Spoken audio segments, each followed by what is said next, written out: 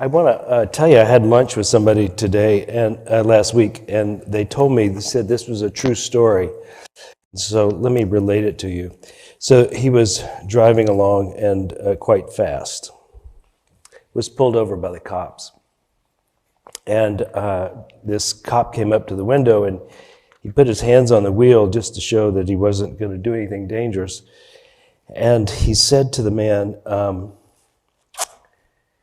well, the cop said to him, let me see your license and registration. And he says, I can't do that. This car is stolen. He says, well, what's in the glove box? He says, I can't show you that. There's a gun in there. He said, well, I think you should open the trunk. He says, I won't do it because there's a dead body in there. And with that, the cop walks back to his car, calls for reinforcement. A second cop car comes up. And that officer, after conferring with the first one, walks up and says, sir, I'd like to see your license and registration. He says, okay, hands it to him. He says, what's in the glove box? He says, not much, but if you want to see, he opens it. He said, I thought you had a gun in there. And he says, no gun. I thought you didn't have registration. No registration. He says, well, pop the trunk. He pops the trunk, and he goes, no dead body either. He says, yeah, and I bet that guy told you that I was speeding too.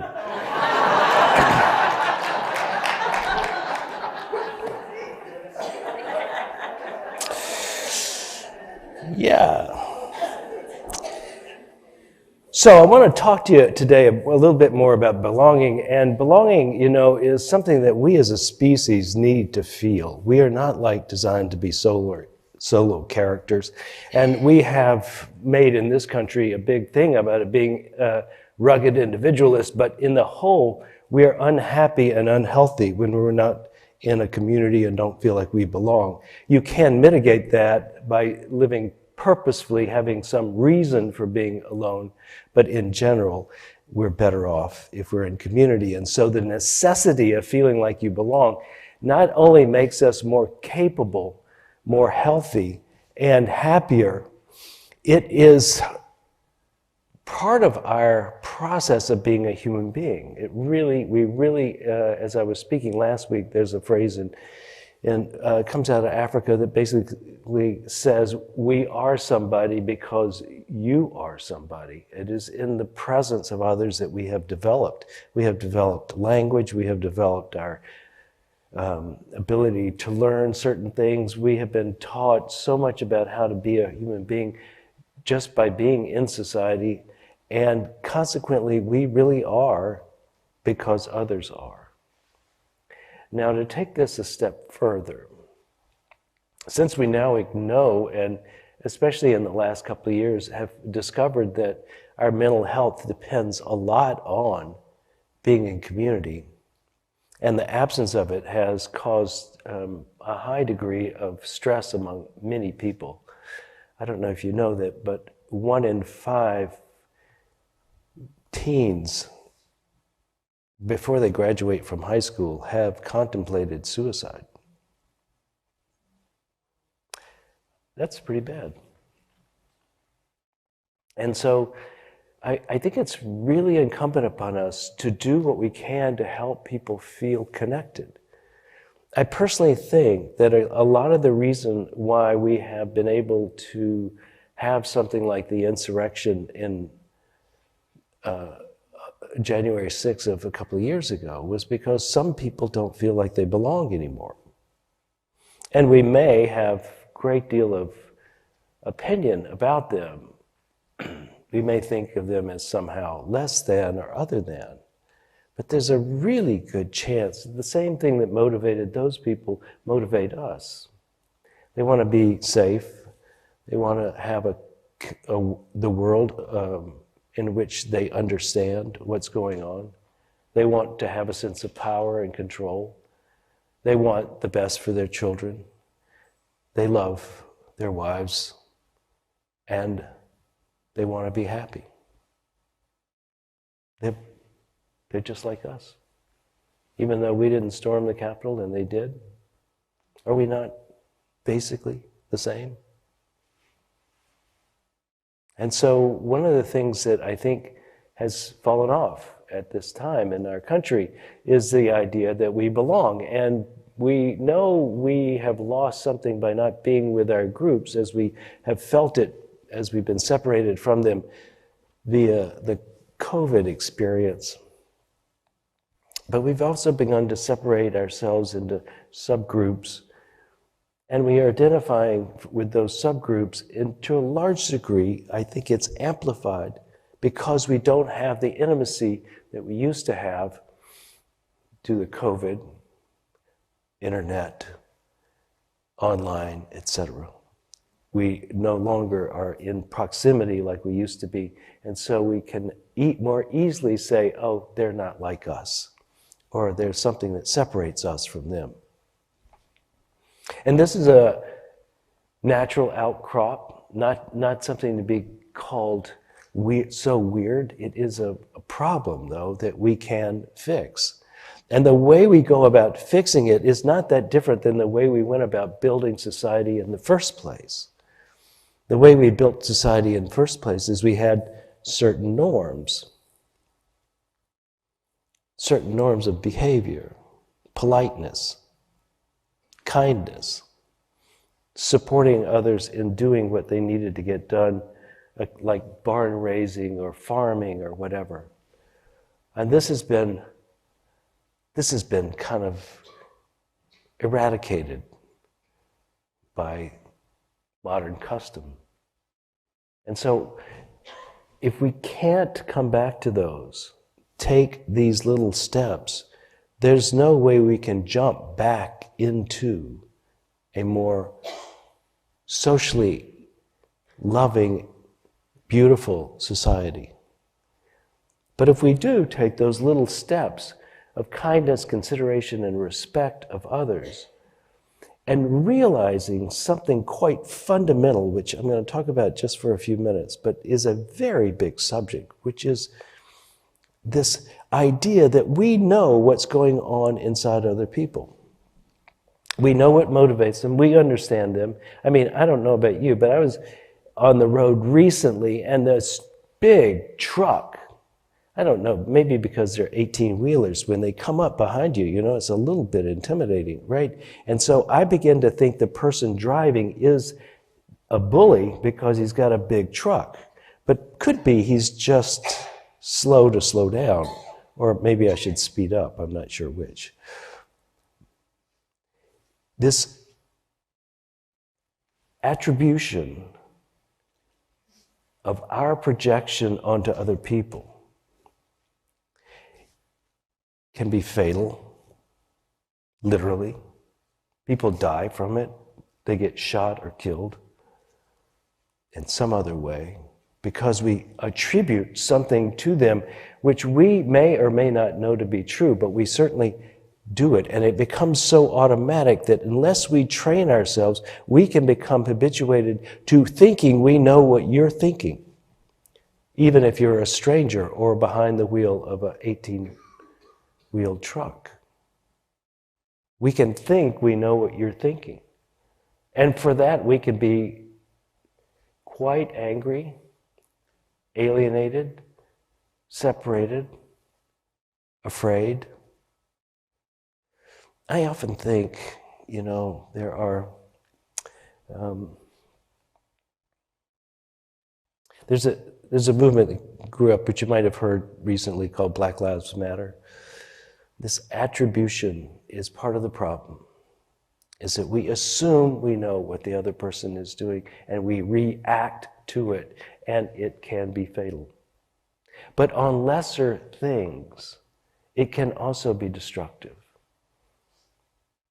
And by that, when you judge your neighbor and act on it, especially when it says, you're not like me, then we come to the place where we start to degrade our society because we lack the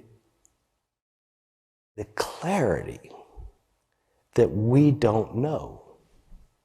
That we don't know who's standing in front of us. We don't know what's going on with them. We don't know why they were the way they were. But we assume we do. And consequently, we feel like we can act in a certain judgmental way, or harmful way, or disregard them. So there's a book out called Belonging, and it basically says this is one of the fundamental problems with our sense of lack of belonging, is because we attribute to other people motivations and character that we don't know about. We don't know, but we act like we do. I was married once for 20 years, and I was pretty sure at the end of that marriage, I didn't even know who I was with, and I had analyzed her every day of that time period to some degree, right? But when I really got down to it at the end of 20 years, I didn't know her. I knew what I thought of her. And isn't that the way? We don't know people, but we do judge them. And because we judge them, we separate. And then we're less for it. As a society, but also as individuals, we're less for it. So I want to go to the next thing, which is something the Dalai Lama said. If you want to be happy, don't pursue money, fame, etc., try to help people. I just saw a movie last night about the Dalai Lama and Desmond Tutu. They are two 80-year-olds laughing and giggling like stupid little children, like they have nothing better to do than lead their countries. They were just laughing all the time. It was really pretty interesting to think how lonely they must have felt in much of their life. I mean, when you're the Dalai Lama, everybody reveres you, everybody bows down to you, except for the Chinese.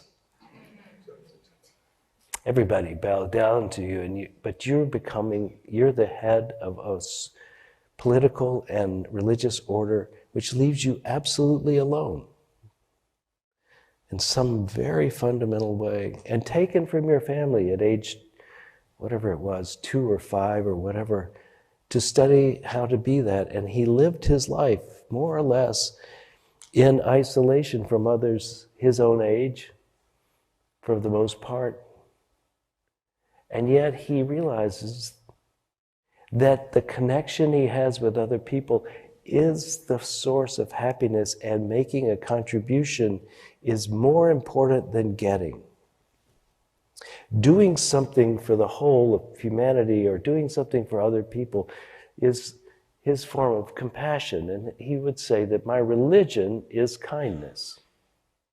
And so when he's with Desmond Tutu and they're giggling and touching each other and making funny faces with each other, both of them have come to the same conclusion, that joy really comes from having a meaningful life, one in which you have made contributions to others. And if you focus on that rather than on getting, then you begin to receive indirectly the very thing you are looking for, which is joy and happiness. And if you can feel the joy and happiness and express it, you're then having the very thing you thought all this other stuff would do for you. You're happy. Which is like, isn't that like, behind everything we do, don't we wish that it would lead us to happiness, that we're moving toward happiness by doing this? Even if it's unpleasant, it's moving us toward that. That's why we do it. And sometimes when we pursue pleasure, we find that we gain a momentary experience, but then we lose it. There's a book called Dopamine Nation, in which they say that if you go in pursuit of pleasure, sensation of some sort, you will raise whatever it is, oxytocin in the system, and then to balance it out, the body creates dopamine on the other side, or vice versa, or however it works. Anyway, when you have a up, it will bring up something to bring you back into balance, essentially. And by pursuing that, you keep adding people to the teeter-totter's other side over here, to where you have to keep adding more and more just to have a sense of balance, because there's so much counteracting hormones on the other side. Now, if, on the other hand, you do something really difficult, like work out or take a very cold shower, these guys jump off the teeter-totter. That really explains a lot, doesn't it? That in the pursuit of happiness, this buildup of countervailing hormones keep you from ever achieving permanent happiness, because it's there to form homeostasis. And the only way to really achieve happiness then would have to be something other than pursuing pleasure. And what the Dalai Lama and Desmond Tutu say, it is do something for somebody else. And I suppose if you do it in a cold shower, it would be really great. You'd come out really happy. So this is the practice that we need to feel like we belong, is that we make the world a better place. That we can't really pursue feeling like we belong if we're always on the take side. It just doesn't happen. Even if it brings you momentary pleasure, it just doesn't last. They give people money and say, spend it any way you want to. And the people who spend it on themselves have a momentary rise in this hormone that brings happiness. But it quickly is balanced out by the other side. But those who give money away have a different experience. They have a longer lasting sense of happiness and peace. And I think it's true with belonging too. If we smile at people, if you smile at people, think, one thing you've done is you've told by just smiling, you've told your physiology that you must be happier. They say you can't be really upset if you put a pencil in your mouth because it makes your teeth do this. I'm not really sure if that's true. I haven't tried it, but this idea that if you smile at someone, you begin to change your own physiology by smiling, but I think you also change the other person, because we have these receptors in our brain which have us mimic whatever we see. And so if someone smiles at you, there's a part of them that they may not be smiling yet, but they will be smiling if it keeps happening that someone's smiling at them, because they're mimicking processes in the human psyche will cause them to smile. So you make someone happier, feel like they belong by smiling. You make them feel like they belong if you give them respect.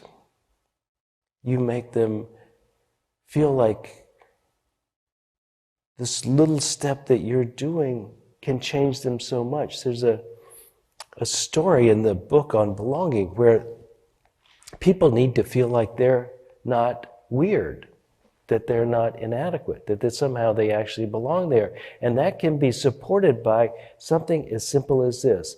Law students often feel like they struggle with belonging.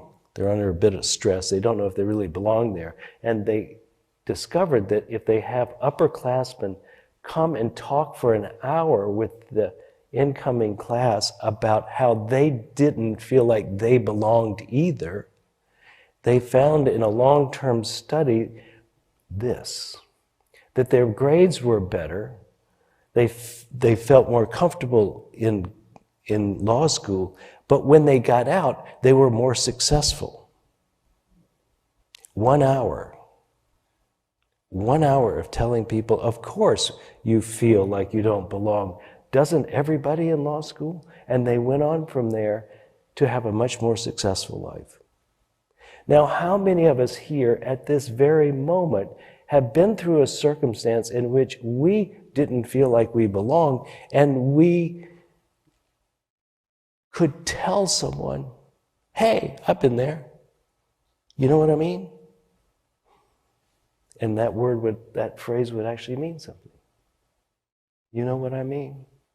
I've been there. I understand.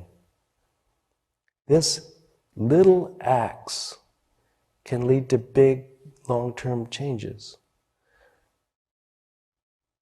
Our unwillingness to do it for other people, I think, in part is what has kept us feeling so isolated.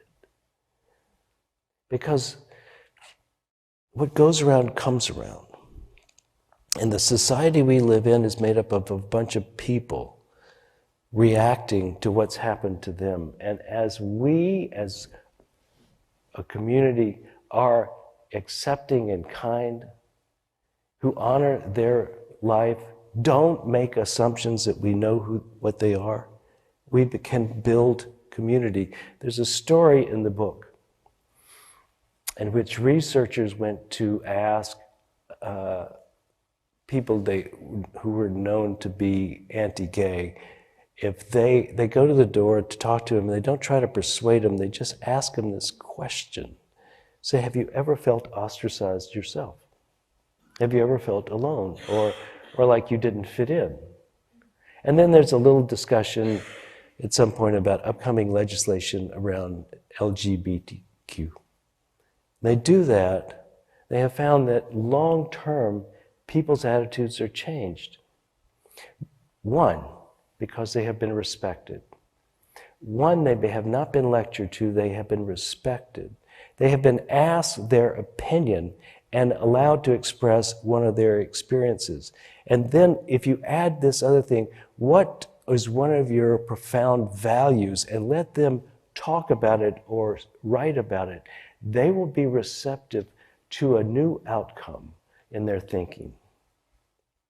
But do it the other way. Come with authority and talk to them like you know and they don't, and they will shut you out completely.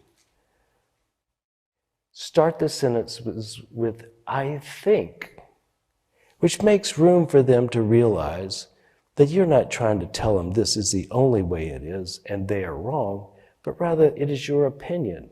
And it invites a space in which they can have their own opinions. And this process of being humble, not taking the authoritarian position in any conversation, typically works better, unless it's with your dog that's trying to run into the street.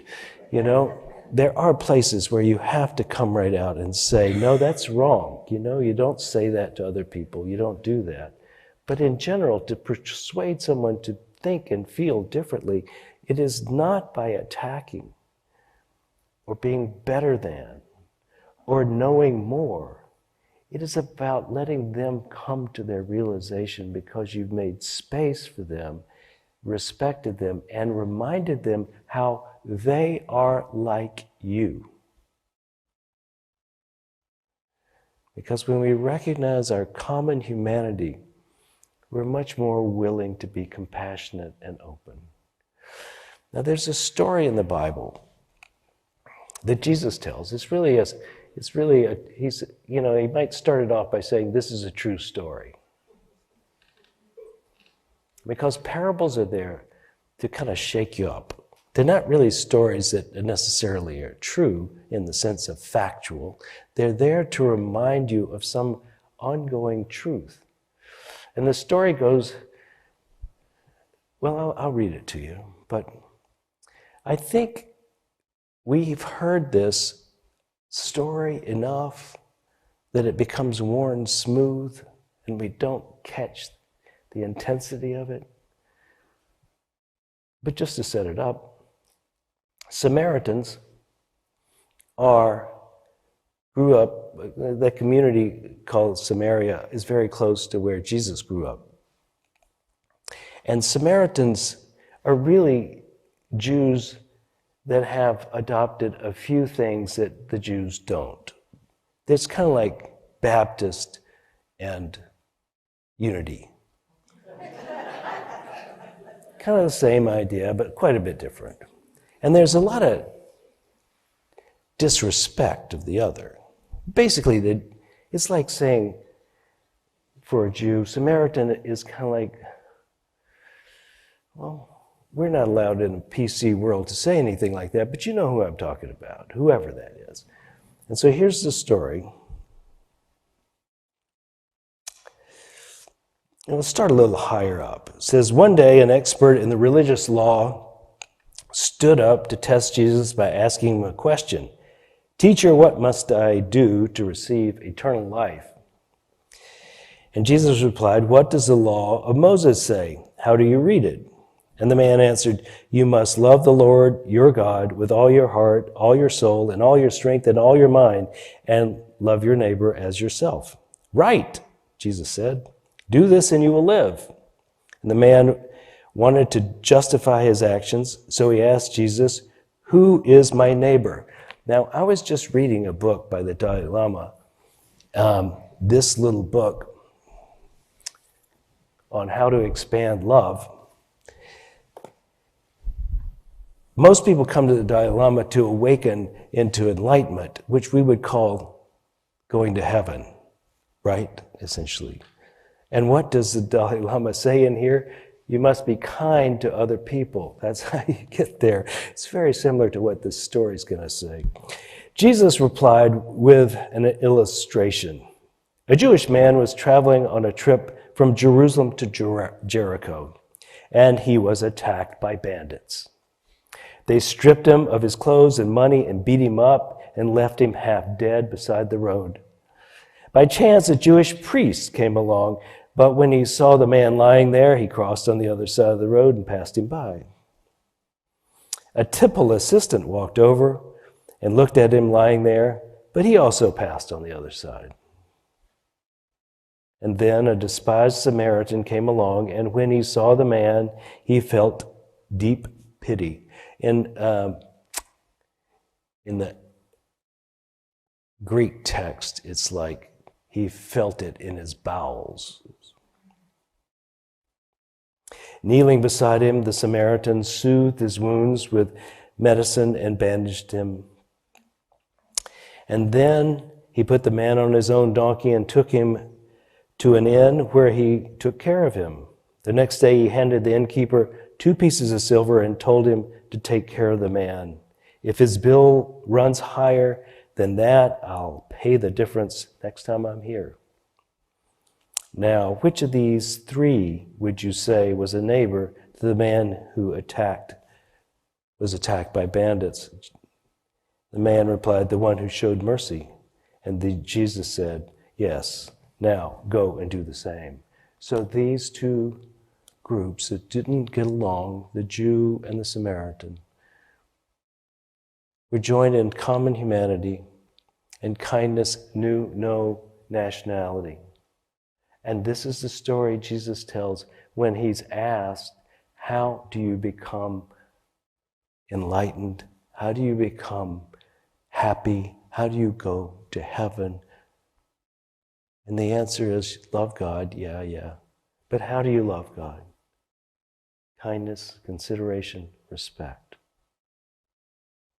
So if we want to take giant leaps, moving ourselves toward a happier society in which we can belong, let us do it first. Let's be the neighbor that is a real neighbor. Let us pray.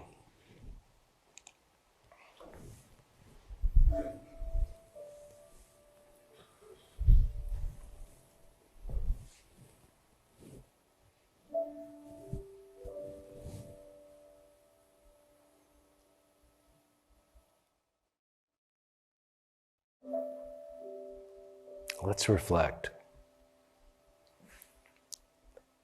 Let's reflect.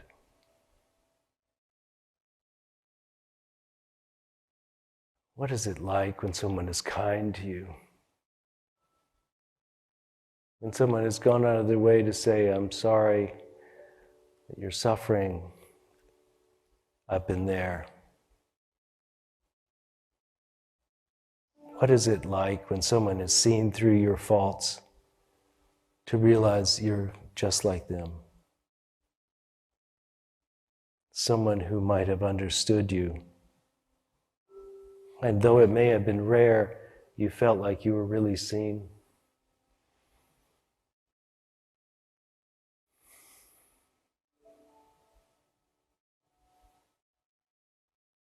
And what is it like to do that for someone else? To be a real neighbor, to be a friend when a friend is needed, even if it's difficult or inconvenient.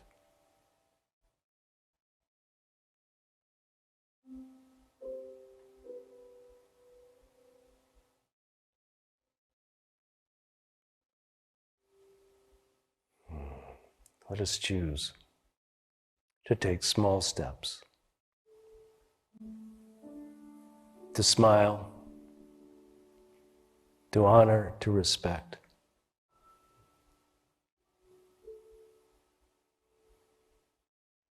We are the change we wish the world to be. Let this be our stand. And so it is. I hope you got something out of today's service. We intend to bring you things that will help you in your life become more of who you want to be, give you the freedom of forgiveness and the hope of expectancy that your life will unfold in a way that brings you joy, happiness, and is a contribution to the world. If you would like to contribute to this ministry, please go to unitytriangle.org, hit the donate button, and it will lead you into an easy way of doing that. We thank you for your attention and look forward to seeing you again here.